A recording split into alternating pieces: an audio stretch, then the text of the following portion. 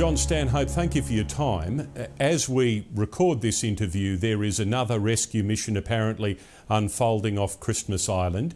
How does the knowledge of a rescue like that affect your mood and affect the mood on Christmas Island? Well, in recent times, there have been a large number of boats. The activity here is quite frenetic in terms of numbers of boats and numbers of asylum seekers and the activities of the Navy and of border protection. You know, we had a tragedy last Saturday, we had one last night, we have a search and rescue underway now, and it's the same crews, it's the same group of young Australian and young Australian men and women in our services in border protection.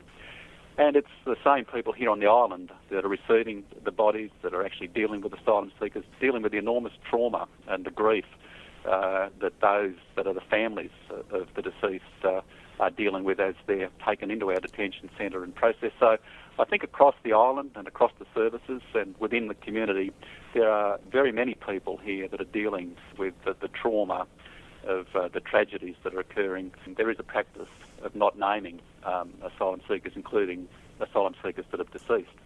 And this is an issue that has struck me as a resident, I suppose, is that we are exposed to the bodies coming ashore sometimes, certainly in plastic bags, covered, but they're brought ashore in Flying Fish Cove.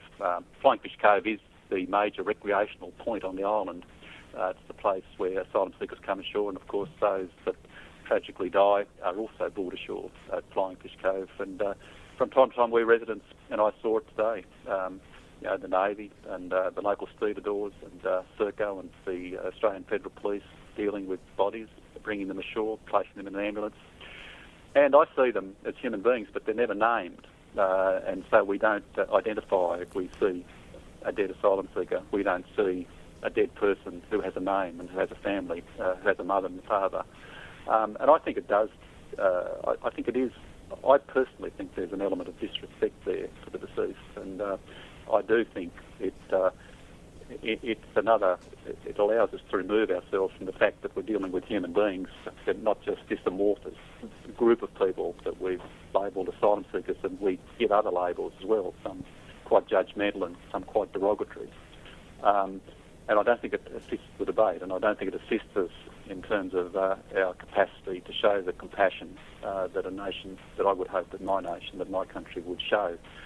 So I'm conscious of that as an issue here on the island. I can't speak for anybody else, but it's affected me from the time I arrived. But we've now, in my time here, I've probably had, 5 or 6 separate occasions where asylum seekers that have died in their quest for a better life for themselves and their families have died.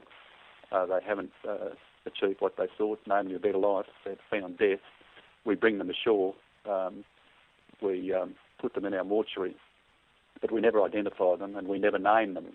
And I think it is a signal of perhaps one of the instances of the capacity for a lack of compassion within the broader community, that we don't identify with asylum seekers as people just like us, that think like us, that feel like us, that grieve like us. I think the non-publication or the official policy in relation to the non-naming of asylum seekers and the official policy in relation to the non-showing of photographs should both be reviewed. If there is evidence that by photographing asylum seekers and publishing those photographs potentially puts the lives of their families at risk, which I think is the official position, then I can be persuaded. But I believe that's a policy that should be tested. I think I do think it's an issue in the national debate that we go to that we go to some length not to not humanise, and I think it affects our capacity as a community to empathise, to have empathy, and to have a degree of compassion, which I think is missing. Is there a national disrespect for asylum seekers? In the context of some of the commentary I'm aware of, some of the commentary, some of the discussions, some of the descriptions of asylum seekers, there is quite a clear disrespect for asylum seekers as human beings. I think there is much in the national conversation that is disrespectful. I think some of the language, some of the descriptions, some of the generalisations that are made by the community, by community leaders, and indeed by political leaders, is disrespectful and doesn't seek to understand or empathise the situation that asylum seekers have faced that have brought them to the decision that they've taken. I'm not naive or so naive as to believe that amongst asylum seekers there aren't people quite inappropriately seeking out a quick and convenient entry into another nation and into another citizenship. But I also believe that we've used perhaps the sins of some to categorise the majority as undeserving and as undeserving of our compassion, our understanding. So I do believe there is a level of disrespect. What do you believe about the argument that is being put in Australia now that overwhelmingly those trying to get to Australia are economic migrants with economic wherewithal who don't fit the traditional model of a poverty-stricken or threatened refugee?